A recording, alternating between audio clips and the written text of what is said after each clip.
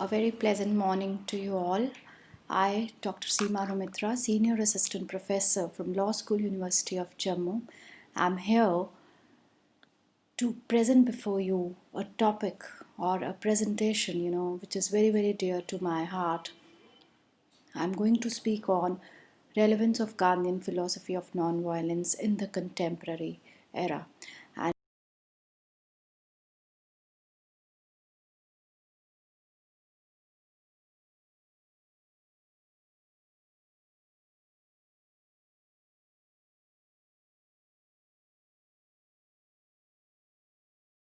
now, before beginning with my presentation, I'm going to ask a simple question. What is the ultimate purpose of entire mankind? Some would say, I want to be the richest man on this planet Earth. The other would say, I want to be the most powerful and the moneyed person on this earth. Still, somebody would say that I want to be a person enjoying all the luxuries available on this planet Earth. But for me, the ultimate purpose of the entire human race is to lead a perfect, ideal life, and that would be a life in peace. When I say peace, it is important to mention that there are two important aspects of peace: the negative peace and the positive peace. The terms, which were first used by Professor Galton, who is considered to be one of the pioneers of the peace research. Negative peace, as I understand, is the peace out of fear, peace based on sanctions. On the other hand, positive peace, it refers to a community, a society based on the values of unconditional love, compassion, and cooperation. Though negative peace can be witnessed in many parts of the globe, since it just simply, speaks about managing the conflict. It is the positive peace which is a matter of great concern. And it is this positive peace again which is getting depleted day by day and ultimately getting replaced by the conflicts all around the globe in different forms and different guises at different levels. It is being showcased through a number of contemporary, issues and challenges like terrorism, human rights violations, climate change, racial discrimination, environmental degradation, ideological conflicts, poverty, so on and so forth. The biggest challenge the entire world is facing is the challenge of corona pandemic. It even the most highly developed nations of the world, which are at the peak of modernity, are struggling hard to deal with this current pandemic. Why is it so? In spite of having the best of technologies, the best of brains, so called the best of governance models, they still are, not happy, not peaceful, not effective. So there is a need for introspection. The COVID paradigm, in fact, it has reflected upon the developmental patterns, the developmental models, and priorities of the modern nations. It has showcased the manner in which the modern states have been managing the growth processes over the past so many decades. And not only this, it also reflects upon the failures of the existing dominant ideologies, be it liberalism, rooted in excessive individualism and consumerism, or be it communism, relying upon the means of domination and oppression in providing solutions to the existing challenges facing mankind.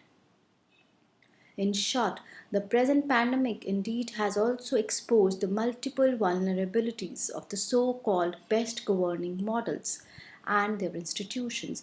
However, the pandemic also points towards the fact that we still have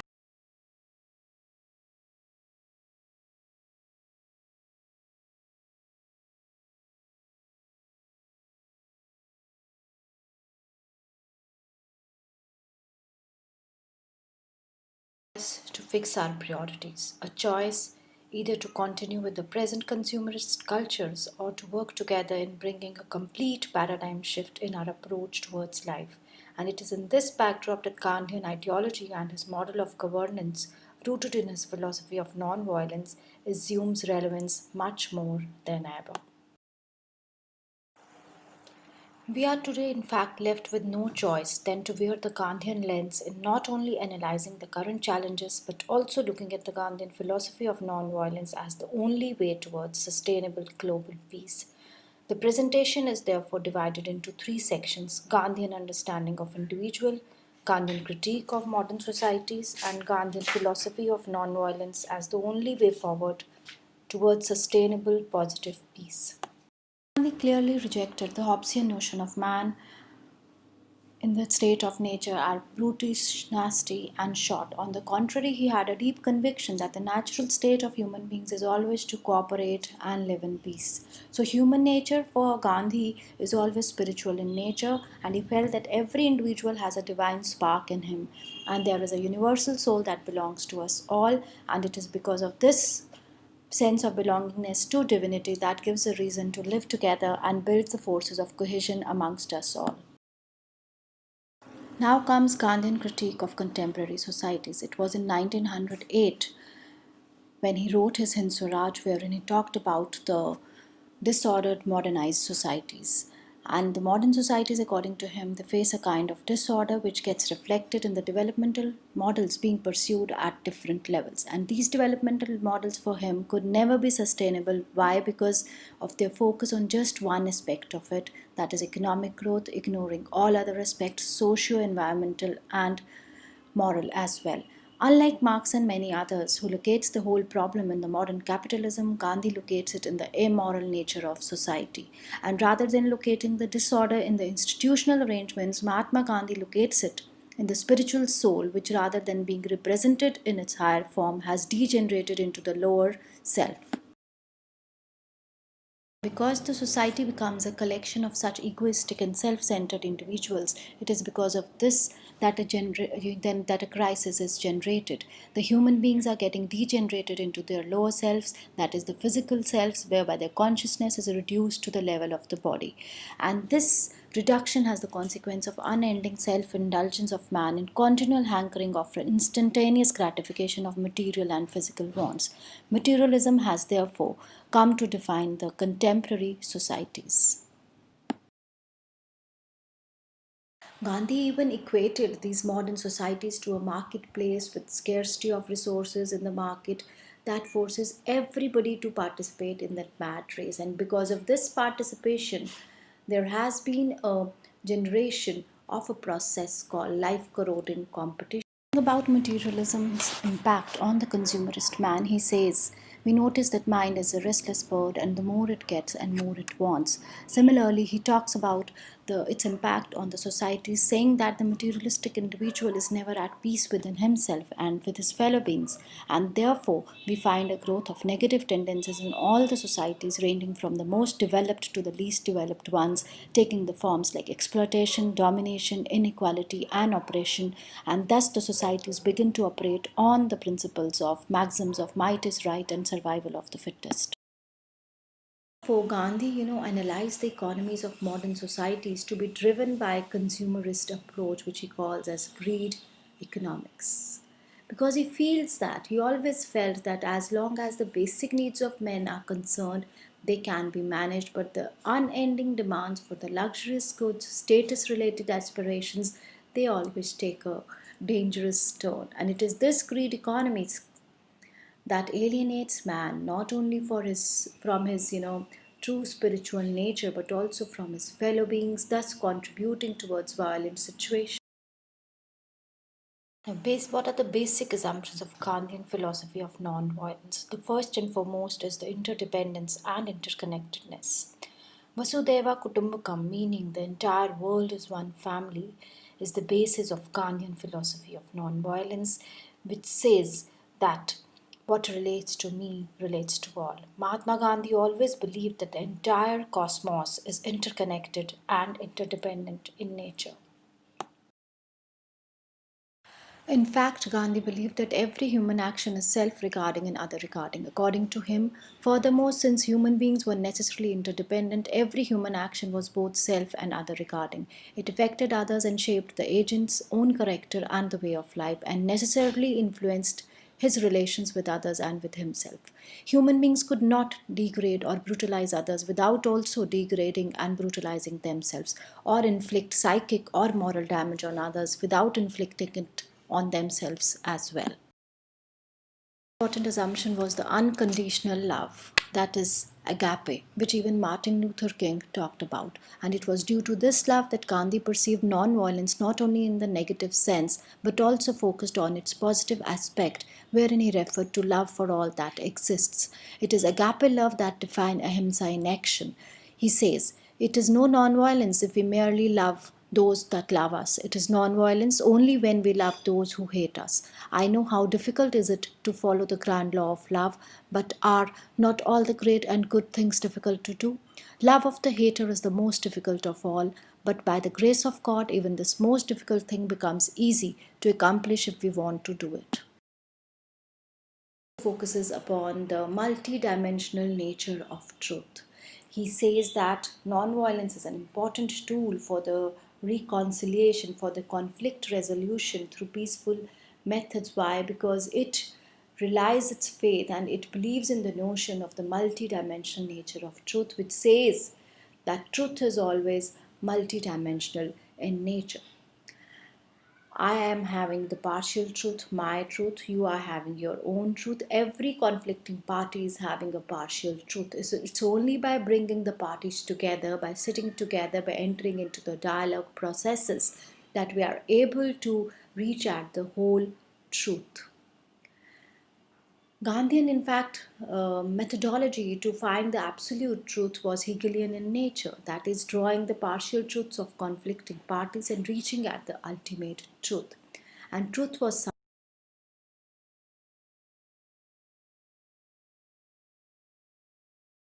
basically the multidimensional truth application, goes like this. One, since neither party is representing the absolute truth, each must enter a rational discussion in spirit of humility and with an open mind. Second, as each party sees the truth differently, a sincere effort must be made by each one in looking at the issue from others' point of view.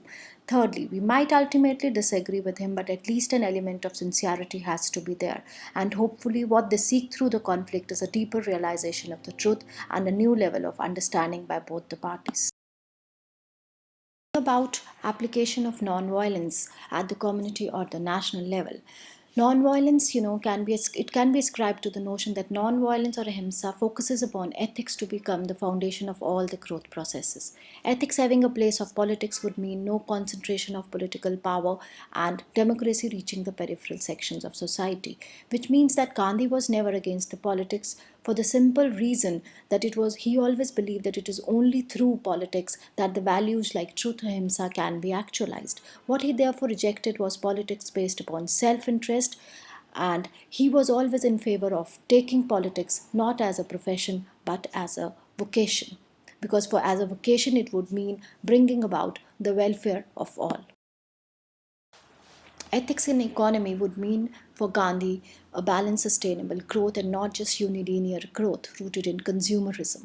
The consequence of because mindless and competitive lifestyle, Gandhi always believed, not merely degenerates the quality of life but also takes away the very essential attribute of self-control in human beings. And it is this attribute that has the danger of becoming extinct in the contemporary societies, according to Gandhi. So long as the individual human beings are capable of exercising self-control, they remain quite humane. But once they lose this quality, they tend to lose the very human nature, which is compassionate, loving, and forgiving. Of economy, ahimsa stands for a sustainable growth, not a unilinear growth, comfortable living, not luxurious living, living based on need, not greed, and voluntary limitation of wants and voluntary simplicity. Now, when I say voluntary simplicity, it is not about romanticizing poverty or even denial of a comfortable living. It's simply about leading a balanced life, a life in harmony with others and with nature. It's about conscious choices as life that's creating a balance between needs and wants and between what we consume and its impact on the others people's lives and on nature's ecosystems. So now comes your ethics in society. Applying non-violence to the society for Mahatma Gandhi meant a state which is free from chaos, a state which is free from disorder, a state where equal dignity of all the souls is achieved, and a state where we comes before I.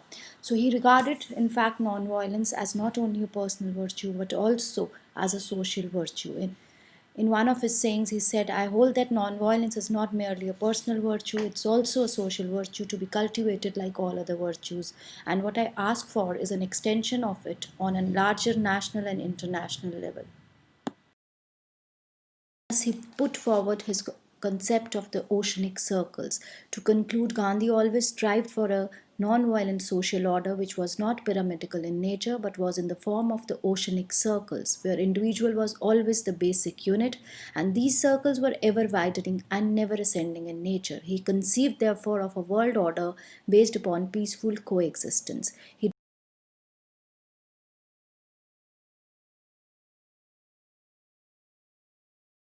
words.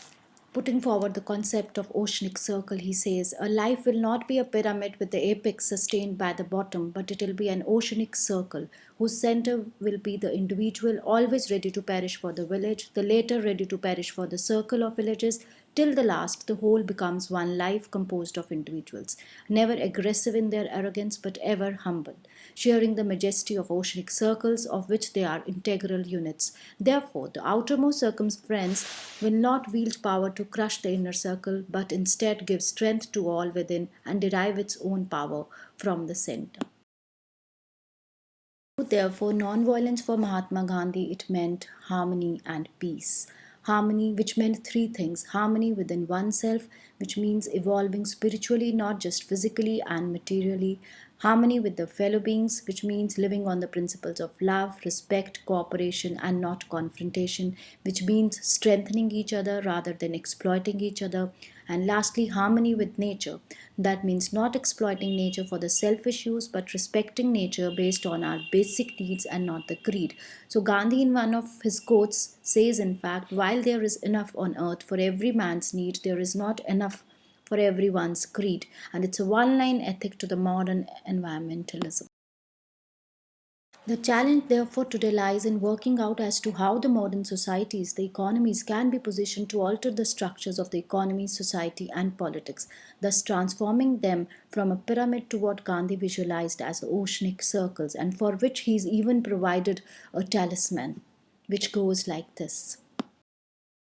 The talisman goes like this: I'll give you a talisman whenever you are in doubt or when the self becomes too much with you. Apply the following test. Recall the face of the poorest and the weakest man, woman whom you may have seen, or ask yourself, is the step you contemplate is going to be of any use to him or her? Will he or she gain anything by it? Will it restore him or her to control over his or her own life and destiny? In other words, will it lead to Swaraj for the hungry and spiritually starving millions? Then you will find your doubts and yourself would melt away.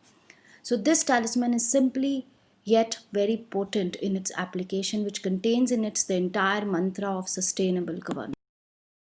Lastly, Gandhi talks about the role of the individual, and this is how he differed from his predecessors in a significant manner, because he firmly stressed upon the harmonization of the moral and institutional as a prerequisite to sustain the rule of dharma, which meant very significant to him. Dharma for him meant the righteous conduct of man. From his doctrine of dharma evolved Gandhian concept of rights and duties, and in his perception, the rights by themselves make no sense unless they are organically connected to the duties. And duties can be performed in the right earnest through the discipline which Gandhi's ideal socio-economic political order stresses upon. This discipline including two aspects, self-discipline and the corporate discipline. Therefore, voluntary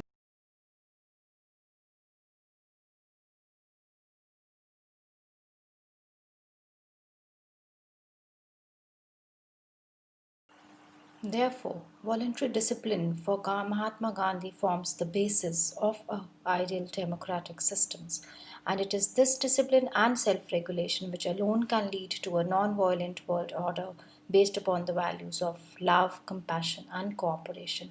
And unless we realize this and move ahead with a non-violent approach, global peace will remain a distant dream still.